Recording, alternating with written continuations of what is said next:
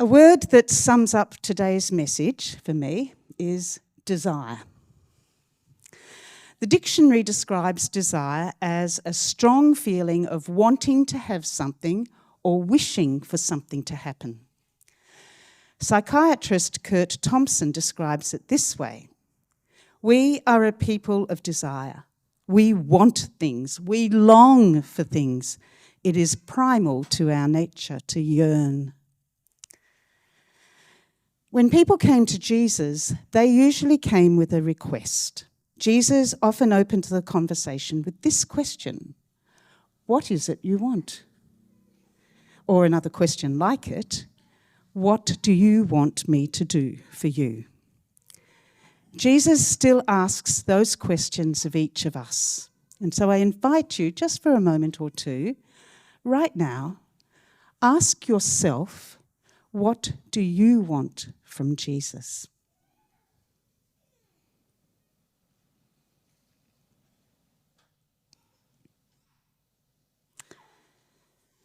A lot of what we want is to be able to compete in our world, to be adequate and acceptable to both ourselves and other people.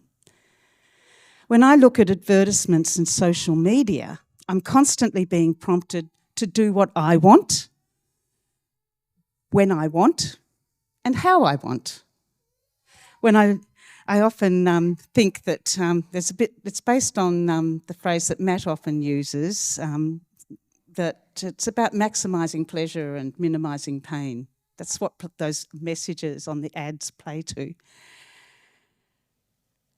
But when I read in the passage from Matthew chapter 20 about what Jesus is saying, it suggests to me that living life well involves a lot more than simply maximising pleasure and avoiding pain. In his book, The Soul of Desire, Curt Thompson noted that we are, it turns out of conscious touch with our deepest longings. Of course, we say we desire good relationships, well-paying jobs, comfortable homes, and opportunities to enjoy life in the pursuit of happiness. These are the things we are willing to admit in public. But privately, our desire for more goods, more ease and convenience, more sex and pleasure, whatever we can addictively turn to that we believe will relieve us from the stress of modern life, has us pinned to the ground. Those desires reveal their darker side when they morph into predatory behaviour, greed, consumption and contempt, all of which not only ruin our personal lives, but poison our public lives as well. Thompson suggests that, in fact, from the depths of your soul, what you most achingly long for is that which is beautiful, good, true, and joyful. He goes on to say that we ultimately long to discover and become these things in the context of embodied relationships. Our hearts, minds, and souls most desperately want to love and be loved by real people in real time and space. We long to be seen, heard, and felt by one whom we sense desires to see us, hear us, and feel what we feel. So what do we learn from Matthew 20, chapter 20, verse 17 to 34? Well, the first thing we encounter is Jesus having a private conversation with his disciples about what's soon going to happen to him. It reveals more than anything else, Jesus' desire was to do the will of his Father God. In John 14:31, Jesus said, "The world must learn that I love the Father and that I do exactly what the Father has commanded me." God's desire is that we have life in abundance, life that involves being in loving relationship with him and with the people around us. Jesus came to restore that kind of relationship and to give us abundant life. It's what he wanted. even though he knew it would be difficult to achieve. When Jesus told the disciples that he was going to be killed, he revealed where his desire to do the Father's will was taking him. And there was nothing nice about it. I'm going to be betrayed, Jesus said. I'm going to be condemned, mocked, flogged, tortured, crucified. He was walking quite deliberately and with great resolve and focus toward terrible suffering and death. But he was also walking toward a great and enduring hope. Jesus knew his Father's will was to raise him back to life. Jesus' ultimate goal and great expectation was for resurrection life to triumph. But in that moment, he needed his closest friends to know what he was going through and was about to go through. He needed to share his struggle with them. He needed them to walk the journey with him. And there was tension in the air. His disciples sensed a certain foreboding of tragedy to come. Even though they followed, they were puzzled, confused, and afraid, Mark says. They didn't understand what was happening, but they could see in the line of Jesus' body the struggle of his soul and what his soul's desire was going to do to him. But it's not just Jesus' desire that's on display in this story. We get a glimpse of other kinds of desires. And generally, I think we relate more easily to those desires than the ones that Jesus had. Firstly, Matthew describes James and John bringing their mum along to have a chat with Jesus. They had great expectations. They were going to ask a favour. What is it you want? Jesus asks. What did they want?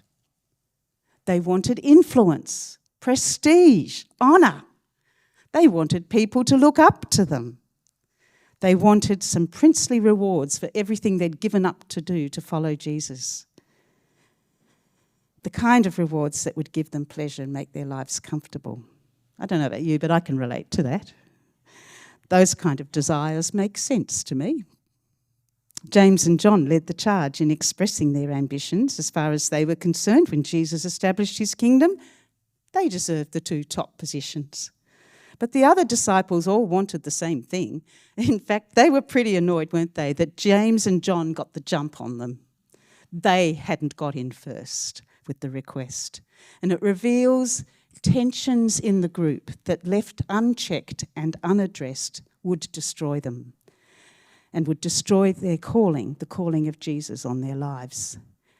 The rivalry was ramping up the closer they got to Jerusalem, and the end game was in sight. They were all visualising places of honour and rewards for themselves, and their self-interest took their focus away from God's kingdom purposes. Like many people of their time, they had great hopes for their Messiah. He was going to free them from Roman oppression. He was going to be the king who'd make Israel a great nation again. Their desires and expectations shaped what they saw and heard. Of all the words that Jesus spoke, I suspect they locked in on the ones that Jesus said, like the ones that he said after his encounter with the rich young ruler. You may remember that from a few weeks ago, that at the renewal of all things, when the Son of Man sits on his glorious throne, you who have followed me will also sit on 12 thrones, judging the 12 tribes of Israel. What a picture. Sounds magnificent. They were looking forward to the pageantry of earthly power, all the pomp of courts and kings. They didn't understand Jesus' talk about dying and suffering. They didn't understand Jesus' rejection of worldly glory. They didn't understand what he was saying about flipping the values of what is great and what is least, who is first and who is last. With great patience and love, notwithstanding his own struggles, Jesus intervened. He continued reshaping their understandings and expectations. You don't know what you are asking, Jesus said to James and John. How often are we like that? Do we really know what we want? How often do our desires miss the mark? Jesus understood where controlling power can take people, the way it can destroy good intentions, the way it can damage life-nourishing relationships. He knew that the kind of power and prestige the disciples desired wasn't going to bring fulfillment in the long run. Eugene Peterson, in his book The Long Obedience, tells part of Charles Colson's story. Colson was aide to Richard Nixon and worked hard to get him elected as the US president in 1972. And this is how he described that particular election night. Chief of Staff H.R. Haldeman was arrogant and sullen. Nixon was restlessly gulping scotch. And Colson was feeling let down, deflated. A deadness inside me was how he described it. 3 men at the power pinnacle of the world, and not a single note of joy discernible among them. Eugene Peterson observed that the experience is not uncommon. We work hard for something, get it, and then find we don't want it. We struggle for years to get to the top and find life there thoroughly boring. For some, the goal is an academic degree, for some, a career position, for some, a certain standard of living, for some, acquiring a possession, getting married, having a child, landing a job, visiting a country, meeting a celebrity. But having gotten what we always wanted, we find we have not gotten what we wanted at all. We are less fulfilled than ever and are conscious only of a deadness inside me. As followers of Jesus Christ, what is the alternative? I find it interesting that when James and John and their mum asked Jesus for the 2 best places of honour, Jesus said he didn't have the authority to give them what they asked. So what kind of authority did Jesus have? What kind of power did he exercise? Luke 4 verses 18 to 19 tells us that Jesus had the power to preach good news to the poor, to proclaim freedom to the prisoners, and recovery of sight to the blind, to release the oppressed, to proclaim the year of the Lord's favour. Jesus couldn't grant his disciples the power to control and dominate other people. That wasn't the kind of power he exercised, and it's not what drew people to him. It's not what drew the disciples to him. It's not what draws us to Jesus. So Jesus couldn't grant his disciples the power to control and dominate. Rather, he exercised the power of compassionate love that responded to the needs of those around him. He saw people. He heard people. He brought them into life-renewing relationships with God and with each other. They felt his care and compassion. According to Curt Thompson, we long to be infinitely desired, wanted by the other, yet, and crucially, without being consumed by the other. In other words, while we might like to exercise controlling power, we don't like to be controlled by that power.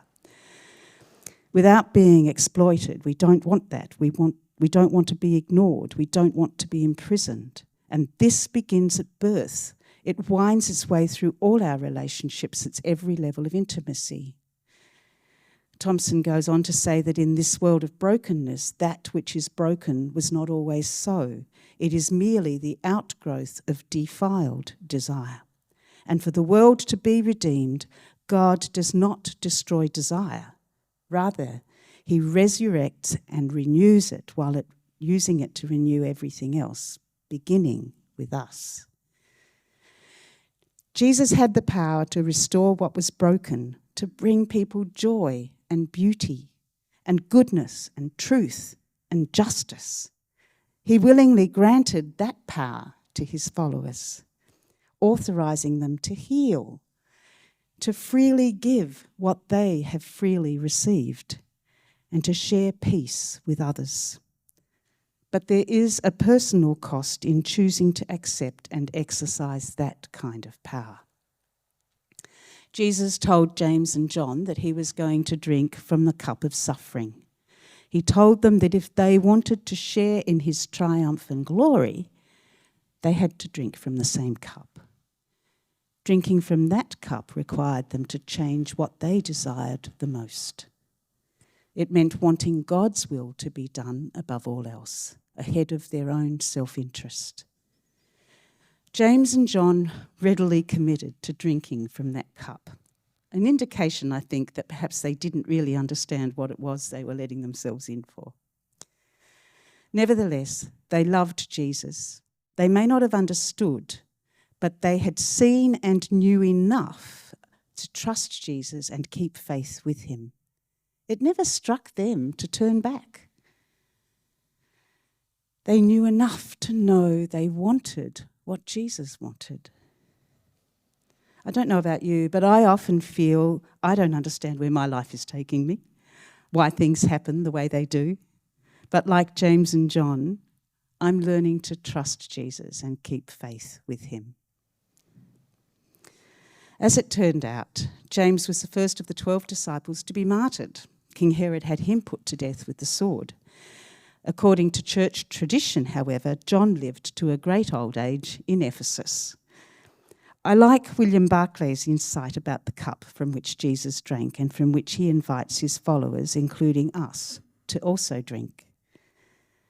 It is quite wrong, Barclay says, to think that for the Christian the cup must always mean the short, sharp, agonising struggle of martyrdom.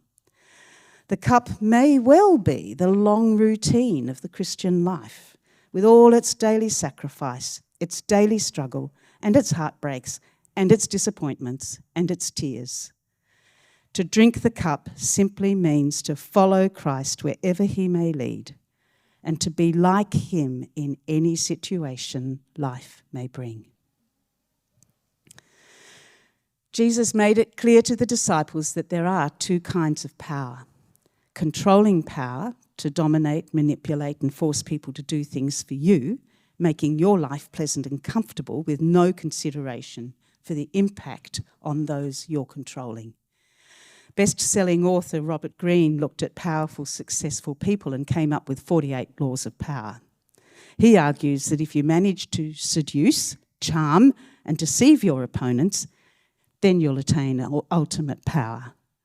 If you follow the laws he's put together, he says, you can successfully play the power game rather than being a pawn in someone else's.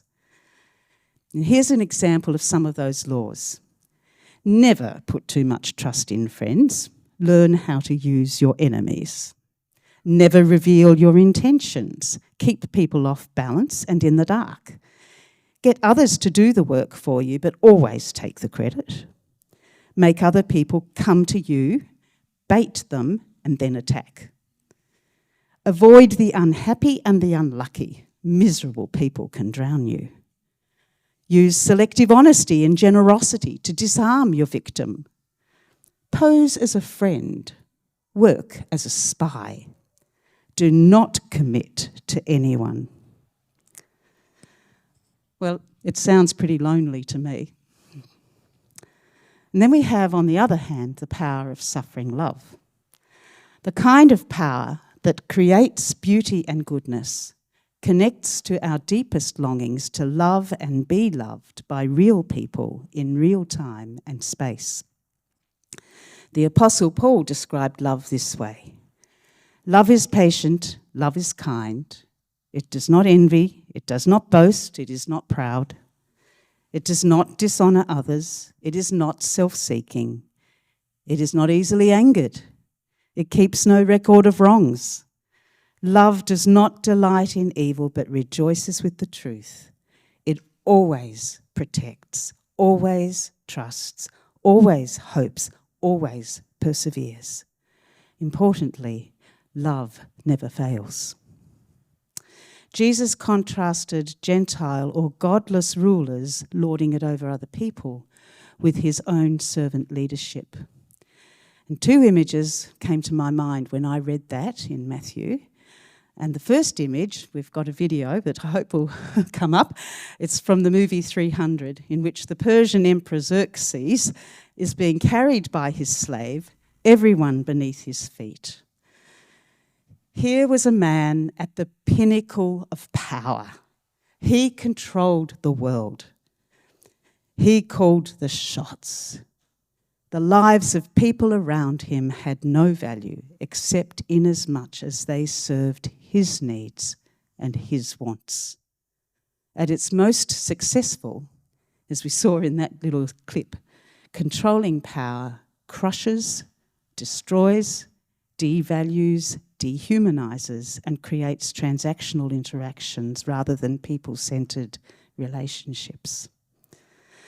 And the second image that I thought of is one that we're fairly familiar with from lots of different images we've seen during the Passion of Christ at Easter time, is of Jesus, the King of the Jews, lifted up on the cross, everyone beneath his feet. But in what a different way. Rather than crushing, it's out of his sort of that servanthood.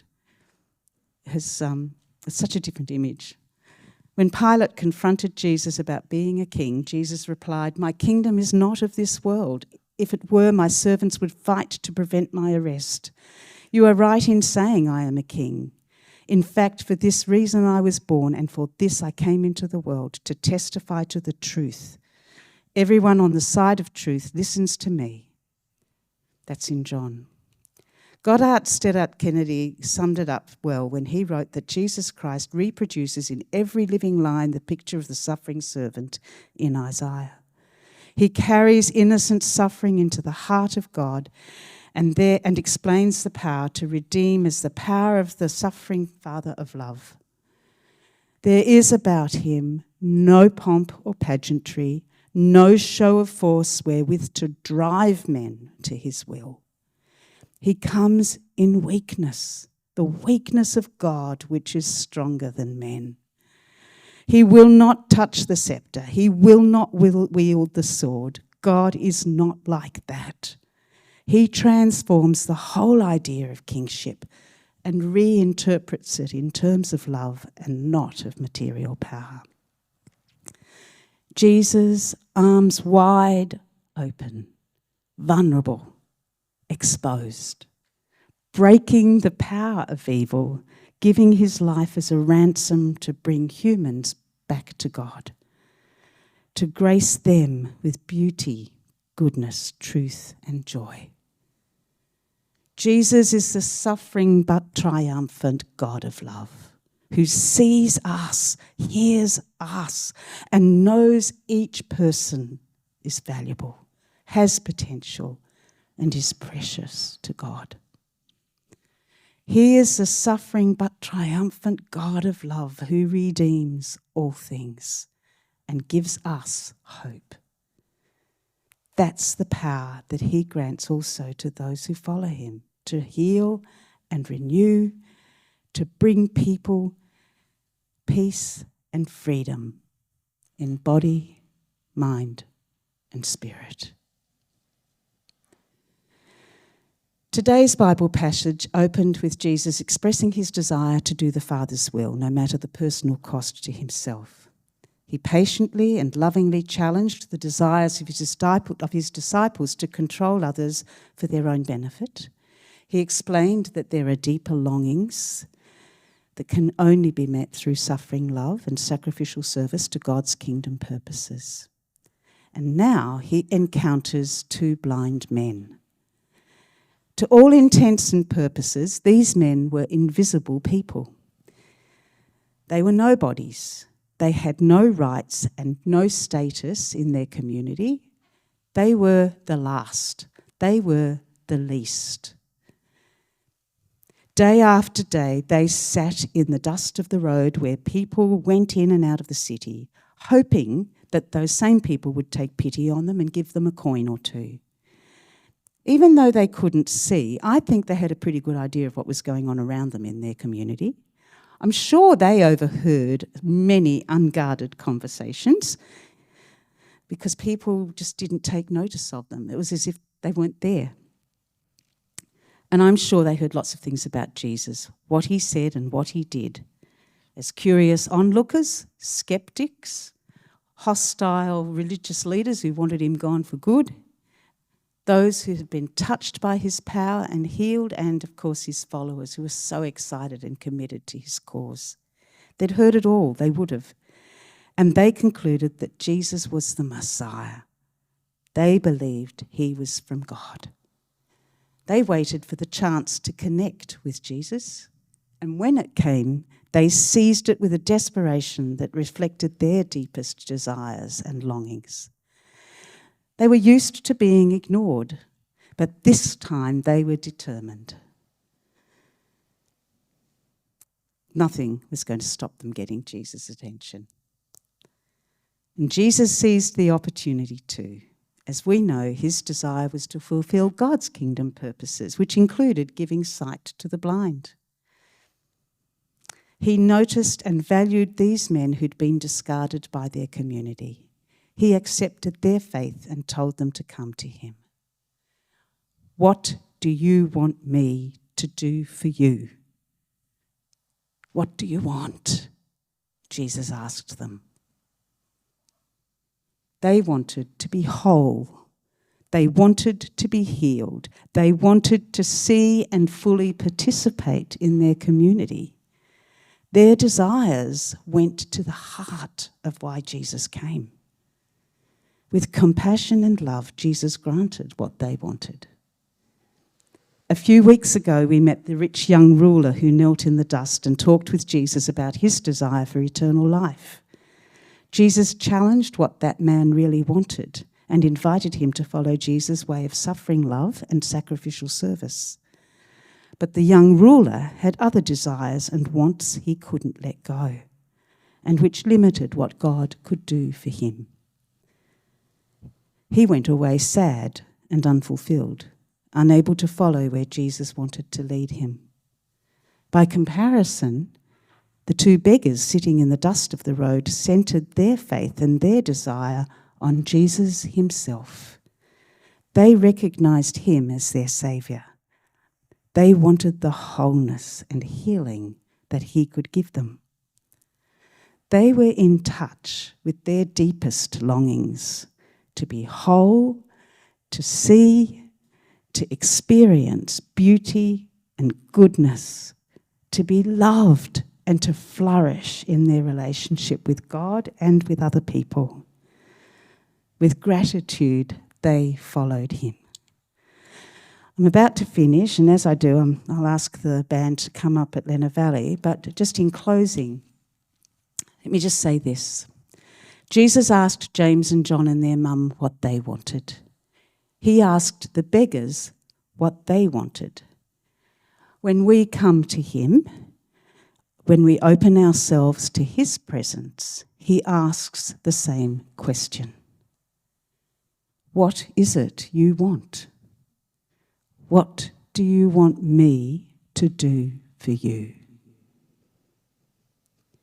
How will you respond?